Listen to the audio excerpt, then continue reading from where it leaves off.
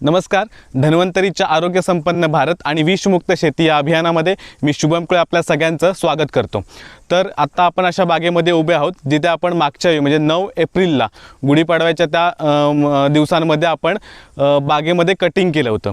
Cutting करण्याचं कारण मागच्या व्हिडिओमध्ये तुम्हालाही माहिती आहे की इथे मोठ्या प्रमाणात वणवा गेला होता आणि पूर्ण झाडं जवळपास सगळी जाळली होती.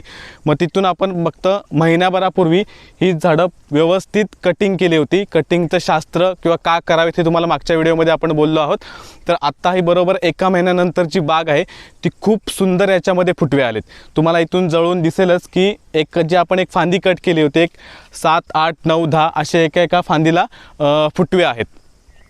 त्यामुळे आम्ही जे कटिंगचं महत्त्व टाकतो की जेव्हा प्रुनिंगचं महत्त्व तुम्हाला सांगतोय ते जर व्यवस्थित आपण अवलंबलं तर आपलं उत्पन्न वाढायला किंवा असा एखादा प्रॉब्लेम असेल जिथे वणवा गेलाय तर ती बाग सुधारायला मदत होईल. तर इथे तुम्ही पाहू शकता की जवळपास 200 ते 250 झाडं होती जिथे वणवा गेला होता. तर प्रत्येक झाडाला म्हणजे असं इथे एकही झाड उरलं नाही आहे की जिथे पालवी आलेली नाही. त्यामुळे अशा प्रकारची बाग असू दे किंवा आता मोस्ट ऑफ ठिकाणी आंबा आणि काजू ह्या दोन्ही पिकं घेऊन चाललेत. म्हणजे एक शेवटची पिकं आता फळ चालू आहे. तर त्या फळानंतर लगेचच जर आपण प्रुनिंग केलं, मोठ्या झाडांचं जर कटिंग केलं तर पुढच्या वर्षी देखील आपण खूप चांगलं उत्पन्न घेऊ शकतो आणि झाडाची एनर्जी आपण टिकवू शकतो. तर अधिक माहितीसाठी तुम्ही आम्हाला संपर्क करू शकता. धन्यवाद.